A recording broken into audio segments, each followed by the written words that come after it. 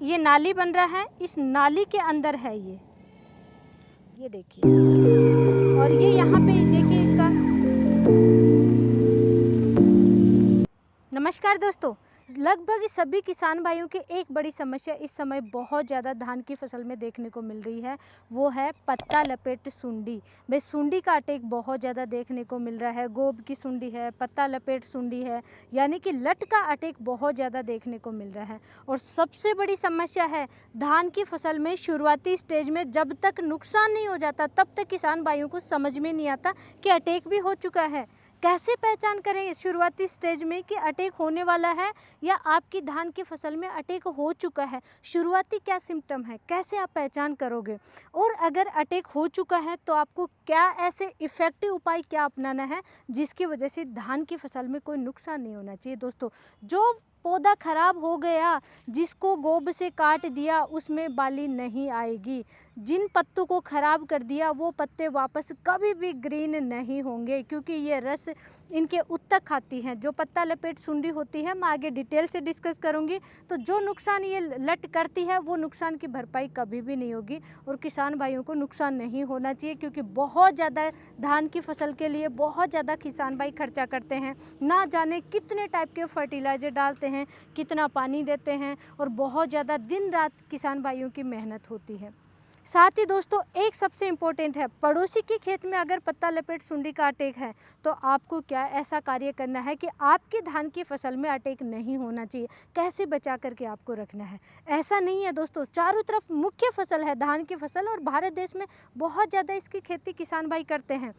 आपके खेत में नहीं है अटैक, लेकिन पड़ोसी के किसी एक के खेत में भी अगर अटैक है तो आसपास के सभी खेतों में अटैक देखने को मिलेगा, क्योंकि एडल्ट अवस्था में इसका अटैक फैलता है बहुत ज़्यादा। जो तितली होती है एडल्ट अवस्था में, जो इसकी अवस्था होती है जिस समय ये अंडे देती है, उसको हम एडल्ट अवस्था में कहते हैं। और एडल्ट अवस्था में ये तितली के रूप में होती है, एक पौधे से दूसरे पौधे पर, एक खेत से दूसरे खेत पे ये उड़ करके आसानी से जा सकती है। ब्राउन कलर की सी आपको दिखाई दे सकती है, सफ़ेद कलर की भी ये दिखाई दे सकती है। इसी में किसान भाई कन्फ्यूजन में आ जाते हैं कि क्या अटैक है या नहीं है। तो धान की फसल अगर आपके पास है, आप धान की खेती कर रहे हैं, क्या क्या कार्य करने हैं कि आपकी धान की फसल बिल्कुल स्वस्थ रहे, उसके लिए ये वीडियो कंप्लीट जरूर देखना है, तो लास्ट तक आप जरूर बने रहें। तो सबसे पहले तो दोस्तों पहचान क्या करनी है। देखिए, धान की फसल में पत्ता लपेट सुंडी के अलावा इस साल जो बड़ी समस्या देखने को मिल रही है कि पत्तों पे सफ़ेद सफ़ेद कलर का, जैसे ये मकड़ी जाला बनाती है, मकड़ी का अटैक होता, वैसे ही धान की फसल में मकड़ी का अटैक देखने को मिल रहा है। बड़ी समस्या है, किसान भाई कन्फ्यूजन में है कौन सा कीटनाशक डालें, क्या डालें जिसकी वजह से ये समस्या नहीं आए। और उसके अलावा धान की फसल में पत्ता लपेट सुंडी, सुंडी की इसकी 4 अवस्थाएं होती हैं दोस्तों, अंडा, लार्वा, प्यूपा और एडल्ट अवस्था। सबसे ज़्यादा नुकसान पहुंचाती है लार्वा अवस्था में। ये लट होती है, पत्ते को चारों तरफ एक नाली नुमा बना लेती है, नाले की तरह, और उस नाली के अंदर फिर ये रहती है और वहाँ पे ये पत्ती के जो उत्तक होते हैं उन्हें खाती है। वहाँ से पत्ता सफ़ेद सफ़ेद हो जाता है। मैं आपको सिम्टम दिखाती हूँ, ये देखिए दोस्तों, ये नाली बन रहा है, इस नाली के अंदर है ये, जो कि अभी तो गिर चुकी है इस नाली में से, ये देखिए। और ये यहाँ पे देखिए, इसका देखिए क्लोरोफिल खा चुकी है। तो अब ये पत्ता वापस से कभी भी सही नहीं रहेगा, धीरे धीरे ये पत्ता बिल्कुल सूख जाएगा, ख़राब हो जाएगा। ये इसकी पहचान होती है। आपको इसका सबसे पहला सिम्टम दिखेगा आपके खेत में ब्राउन कलर की या सफ़ेद कलर की, डार्क ब्राउन कलर की, गोल्डन कलर की किसी भी टाइप का कीट दिख रहा है, जो तितली टाइप में दिख रहा है, वो दोस्तों इसकी एडल्ट अवस्था होती है। और उसके बाद में ये अंडे देगी, अंडे से लार्वा अवस्था में आएगा, लार्वा अवस्था में पत्तों के उत्तक खाएगा, क्लोरोफिल को खाएगा, जिसकी वजह से किसान भाई को नुकसान होगा। तो धान की फसल में दोस्तों आपको 2 तरीके से कीटनाशक मैं इस वीडियो में सजेस्ट करूंगी। सबसे पहले कि धान की फसल में आपको कुछ दिखाई दे रहे हैं कीटों का अटैक, आपको लग रहा है कि तितली आपके खेत में अटैक कर चुकी है लेकिन नुकसान नहीं है ज़्यादा, या फिर आपकी धान की बिल्कुल स्वस्थ है फसल, लेकिन धान की फसल 25 दिन से ज़्यादा की हो चुकी है, 25 दिन 30 दिन की हो चुकी है, तब आपको ज़रूर डालना ही डालना है, लेकिन हल्का कीटनाशक डालना है। या आपकी धान की फसल तो बिल्कुल स्वस्थ है, लेकिन दोस्तों अगस्त का महीने की शुरुआत हो चुकी है, अगस्त में बहुत ज़्यादा समस्या आएगी, तो पहले से अपनी धान की फसल को स्वस्थ कर लो। एक बार कीटनाशक आपको ज़रूर डाल देना है, लेकिन हैवी नहीं डालना, कॉम्बिनेशन वाला नहीं डालना, हल्का कीटनाशक डालना जिसमें कि एक दवाई आती हो सिर्फ।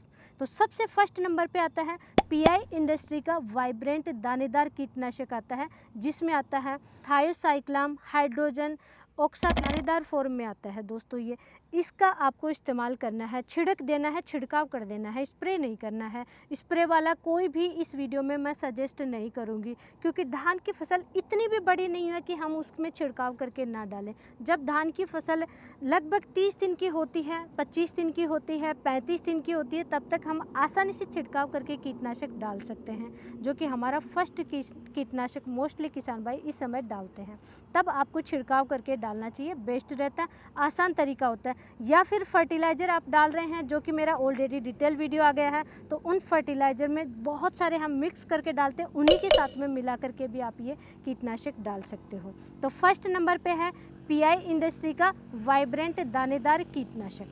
सेकंड नंबर पे दोस्तों एफएमसी कंपनी का आता है फर्टेरा। टेक्निकल कंटेंट होता है दोस्तों क्लोरेंट्रा नीलीप्रोल, 0.4% आता है, जीआर दानेदार फॉर्म में आता है। तो क्लोरेंट्रा नीलीप्रोल किसी भी कंपनी का मिल जाइए, देखिए केवल एफएमसी का फर्टेरा नहीं, बहुत सारी कंपनियों का आ रहा है, और लोकल एरिया में हर स्टेट में हर राज्य में अलग अलग लोकल कंपनीज होती हैं, उनका भी मिलता है, उनका भी आप इस्तेमाल कर लीजिए। टेक्निकल कंटेंट होना चाहिए सेम, रिजल्ट भी सेम ही मिलेगा, तो आप किसी भी कंपनी का आप ले सकते हैं। इसकी मात्रा आपको लेनी है दोस्तों 4 kg प्रति एकड़ के हिसाब से। अब थर्ड नंबर पे दोस्तों बायर का रीजेंट अल्ट्रा आता है। पहले फिप्रोनिल 0.3% आता था, फिर फिप्रोनिल 0.4% आया, अभी फिप्रोनिल 0.6% जीआर दानेदार फॉर्म में आ रहा है, उसका आप इस्तेमाल कर सकते हैं इसी धान की फसल में। तो 3 मैंने कीटनाशक आपको सजेस्ट किए हैं दोस्तों, पीआई इंडस्ट्री का वाइब्रेंट, एफएमसी का फर्टेरा, या फिर बायर का रीजेंट अल्ट्रा। इनमें से कोई भी आप एक कीटनाशक इस्तेमाल कर लीजिए। अब आपकी खेत में अगर अटैक ज़्यादा हो चुका है, तितली भी ज़्यादा दिखाई दे रही हैं, या फिर पत्ता लपेट सुंडी का अटैक हो चुका है, पत्ते हैं वो बिल्कुल नाली नुमा हैं, या फिर बहुत ज़्यादा सफ़ेद सफ़ेद दिखाई दे रहे हैं कि क्लोरोफिल को आपके खेत में खा चुकी है, सुंडी का इतना ज़्यादा अटैक हो चुका है, तब आपको तुरंत 2 वे एक्शन वाला यानी डबल मोड ऑफ एक्शन वाला कीटनाशक का इस्तेमाल करना चाहिए, जिसमें 2 कीटनाशकों को मिला करके परसेंटेज थोड़ी बढ़ा करके फिर कंपनियां बनाती हैं, हर साल नए नए कीटनाशक आते हैं, उनका इस्तेमाल कर लेना चाहिए। तो फर्स्ट नंबर पे आता है अडामा कंपनी का फोरपिडो, बहुत ही अच्छा कीटनाशक है, ड्यूअल मोड ऑफ एक्शन है, फर्टेरा और रीजेंट अल्ट्रा, इन दोनों को मिला करके ये एक कंपनी ने निकाला है, अडामा कंपनी ने फोरपिडो कीटनाशक। इसमें आता है दोस्तों क्लोरेंट्रा नीलीप्रोल भी आता है। भाई फर्टेरा में तो आएगा क्लोरेंट्रा नीलीप्रोल 0.4%, लेकिन इसमें आता है 0.53% आता है।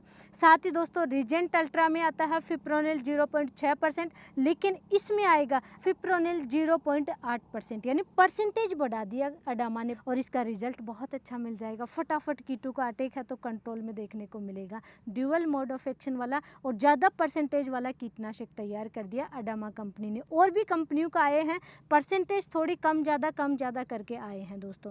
फोरपिडो की लेकिन डोज कम कर दी वही कंपनी ने, 3 kg प्रति एकड़ के हिसाब से किया है, और प्राइस थोड़ी सी इसकी ज़्यादा देखने को मिलेगी, लेकिन रिजल्ट भी उसी अनुसार अच्छा देखने को मिलेगा। ये ज़्यादा अटैक है तब आपको इस्तेमाल करना है। ऐसे ही दोस्तों नेक्स्ट आता है यूपीएल का रेनिस्टर आता है, जिसमें भी यही सेम टेक्निकल कंटेंट आता है, क्लोरेंट्रा नीलीप्रोल और फिप्रोनिल का कॉम्बिनेशन आता है, लेकिन उसमें और भी थोड़ी परसेंटेज बढ़ा दी तो उसकी डोज और भी कम कर दी। यूपीएल के रेनिस्टर की डोज मात्र 2 kg प्रति एकड़ के हिसाब से है, और वहीं अडामा के फोरपिडो की 3 kg हो गया।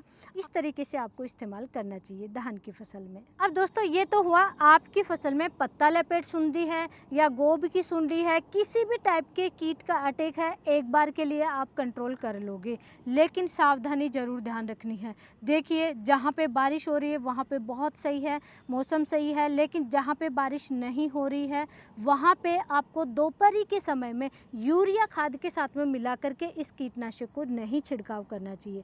सबसे बेस्ट होता है, कैसा भी मौसम है, कैसी भी मिट्टी है, कितना भी धान की फसल में अटैक है, कम है या ज़्यादा है, कैसे भी कीट हैं, शाम के समय आपको डालना चाहिए। शाम के समय ही फर्टिलाइज़र, शाम के समय कीटनाशक डालना चाहिए, उससे रिजल्ट ज़्यादा मिलता है। और तेज़ धूप में भी नहीं डालना है, और पानी अच्छा होना चाहिए, ये बड़ी सावधानी है।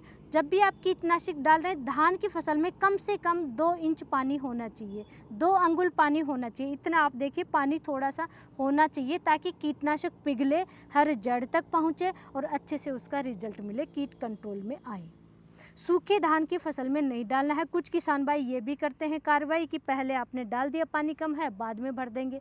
ऐसा भी नहीं करना, पहले पानी से धान को भरिए, फिर आप ये छिड़काव कीजिए, डालिए अपने खेत में, छिड़काव करके डाल दीजिए। स्प्रे करने की आवश्यकता नहीं है, मेहनत बच जाएगी। जो भी खाद डाल रहे हैं उन्हीं के साथ में मिक्स करके आपको डालना है। तो दोस्तों, धान की फसल आपकी बिल्कुल स्वस्थ रहे, उसके लिए कीटनाशक आपको जब धान की फसल 25 से 30 दिन की हो जाए तब आपको ज़रूर इस्तेमाल कीजिए। और ऐसे ही लाइव नॉलेजफुल जानकारी के लिए वीडियो को लाइक कीजिए, चैनल को सब्सक्राइब कीजिए, ज़्यादा से ज़्यादा किसान भाइयों तक शेयर ज़रूर करें। धन्यवाद।